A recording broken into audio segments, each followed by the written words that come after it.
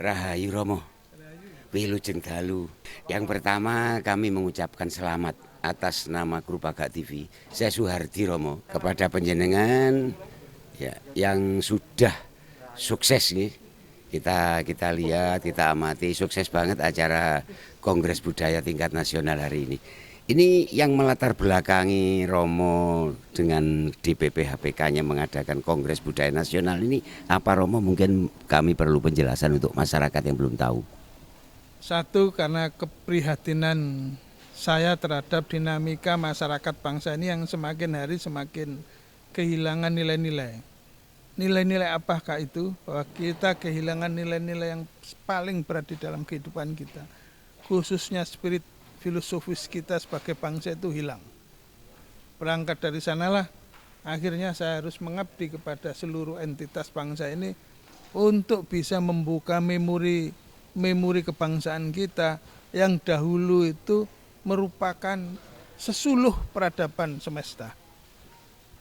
Jadi sudah saatnya kita tidak hanya membangun bangsa ini dengan aspal dan batu, tetapi marilah kita membangun bangsa ini dengan budi dan rasa sebagai kekuatan akar kita sebagai manusia seutuhnya. Ya Romo, kami melihat sendiri dengan mata kepala sendiri bahwa peserta itu begitu membludak. Mungkin lebih dari 2.000 orang kalau tadi saya lihat. Nah, ini apa yang digunakan oleh Romo, metode apa sehingga bisa berkembang berita itu sampai ke tingkat manapun. Tadi dari Bandung, dari Jakarta, dari mana aja, Banyuwangi, dari Bali. Ini aja kita kepingin tahu bagaimana caranya Romo mengundang itu atau caranya menyebarkan berita ini sampai kongres ini begitu luar biasa di Malang dan untuk pertama kalinya loh Kongres Budaya tingkat nasional di Malang ini. Terima kasih. Tentu ini semua adalah kekuatan Tuhan Yang Maha Esa. Saya pribadi sudah berserah diri pasrah. Sebelum kongres ini berjalan, saya diuji dengan fitnah, saya diuji dengan cemoohan, saya diuji dengan berita-berita untuk menggagalkan kongres ini. Dan yang terakhir bahwa kongres ini tentu dari bisikan daripada semesta untuk diadakan di Sabtu Pahing. Sabtu Pahing itu adalah hari baik bagi masyarakat bangsa ini. Untuk menutup dari kelemahan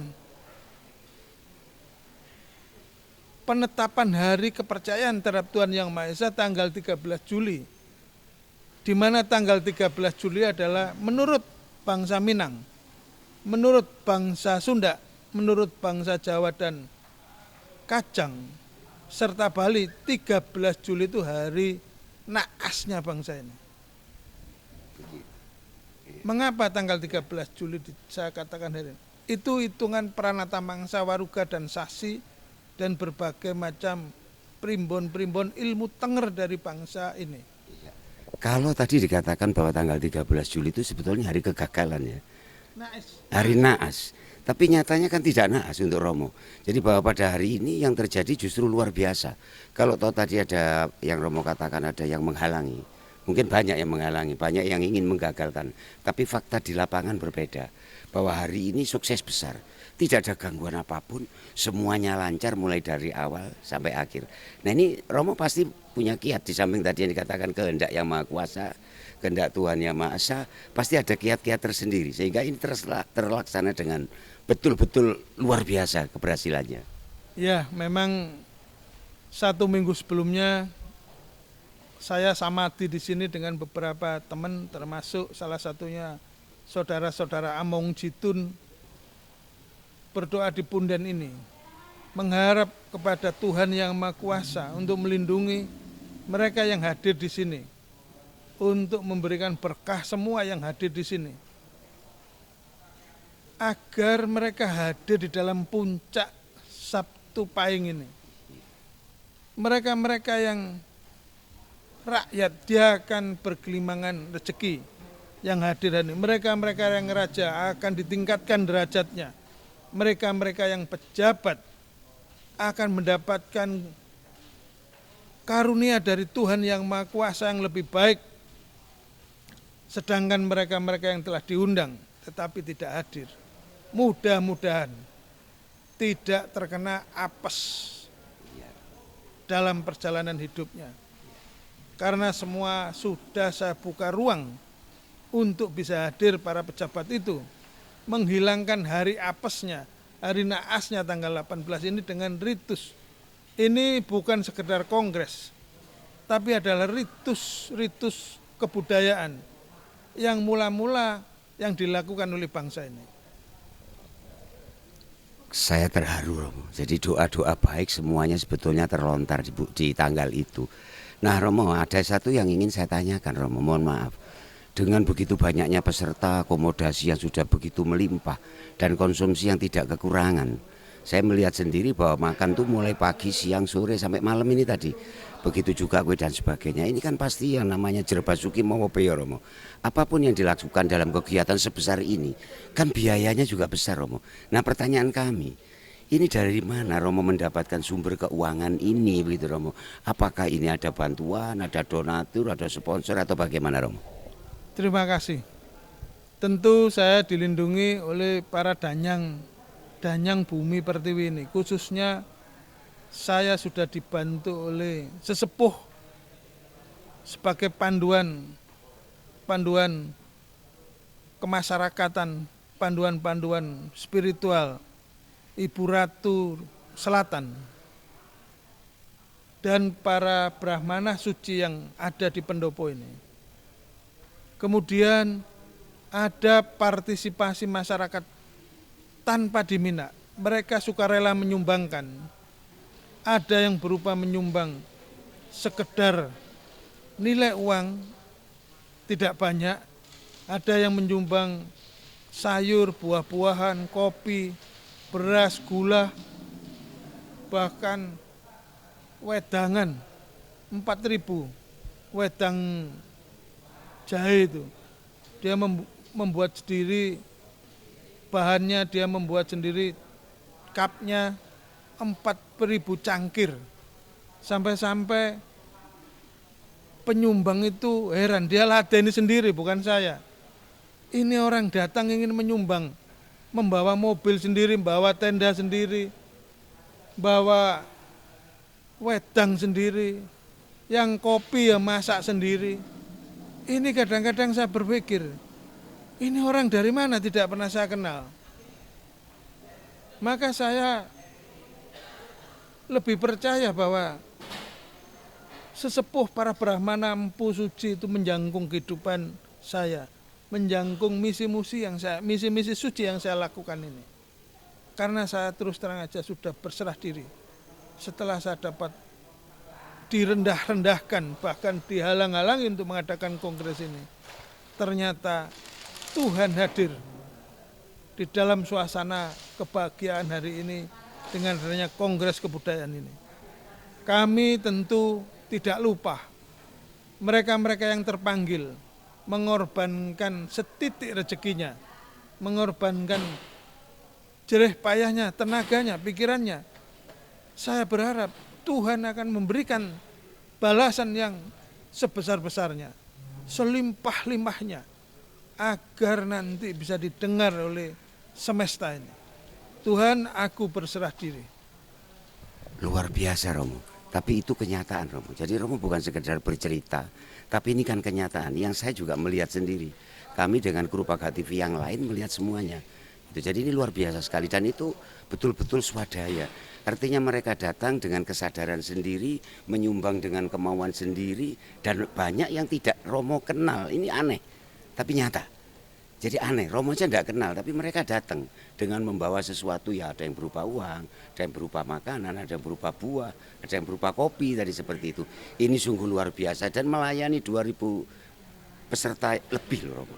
Ya ini sangat luar biasa. Jadi sekali lagi mungkin Romo bisa menceritakan sedikit ada kekuatan apa sih sebetulnya di balik ini? Kelihatan akar rumput atau rakyat jelantah ini haus akan kembalinya Sabdo Palon. Sabdo Palon nagih janji.